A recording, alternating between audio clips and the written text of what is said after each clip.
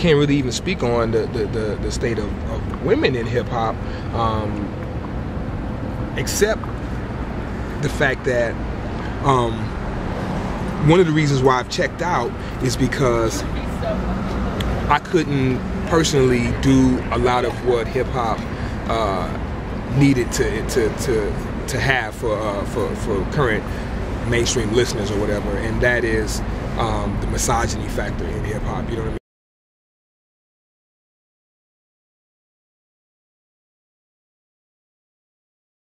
And it's been an issue in hip hop since forever, since the early '90s, and then some. But I don't know if I think it might have gotten worse. You know what I mean? It might have gotten worse, and I got better, like just as a person, grew as a person, and so the degradation of women, of black women particularly, was just not something I could really sign off on anymore. You know, so. Because of that, you know, a lot of the messages in the music are you know, inflammatory or messages that don't empower sisters and stuff, man. And I just can't. My personal politics won't allow me to listen to it or play it anymore. There had been a time in my career as a DJ that I had to absolutely play whatever was hot in order to ensure that I was going to get paid and stay working and stuff like that. But after I found myself on the decks and not having fun at all, and just again having truly evolved because I have daughters, you know what I mean, and of course countless important women in my life, you know, just as a responsible adult, I couldn't do that anymore. Now, the way that women are perceived in hip hop, like, do you feel it has always been that way since the beginning of hip hop? Or was it a shift in that somewhere along the line?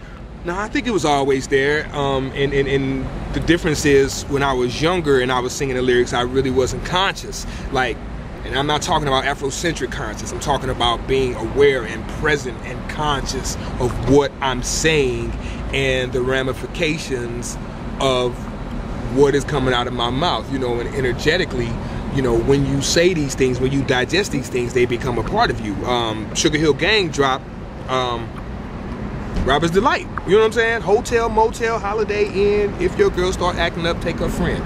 You know what I'm saying? There's no stick with it. Like, if your girl starts acting up, you might want to talk it out, you know, and see if you can get to the bottom of the situation and compromise and, you know, be understanding of what it is that she's you know, she's trying to, you know, express through her dissatisfaction with you at the moment. You know what I mean? If she starts acting up, then whatever, kick her to the curb. You know what I mean? I mean, even since that song, there was another lyric in that. It said, "Gonna get a fly girl, gonna get some stank and drive off in the Def OJ." I mean, it was even then, you know, it was, you know, talking smack and, you know, cars and women and street stuff, man. You know, it's not really that much different. It's just more of it, you know.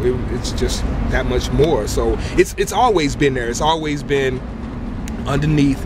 It's in and of itself, it's criminal. You know what I'm saying? Do you feel as a DJ you have any type of responsibility, or, you know, that you are accountable in any way about the music that is put out there, or the way that, you know, women are perceived through hip-hop music, like whether it's rap music or just the culture itself, as a DJ? I mean, yeah, I have a responsibility as a DJ, but again, if I don't have enough hip-hop artists to play to allow me to have a positive set still in its entirety and make sure that I have the healing impact that I'm trying to have as a DJ, you know, it's more than about partying for me. I'm a healer in a DJ costume. The turntable just so happen to be one of the tools and mechanisms through which I heal people. That's what I do.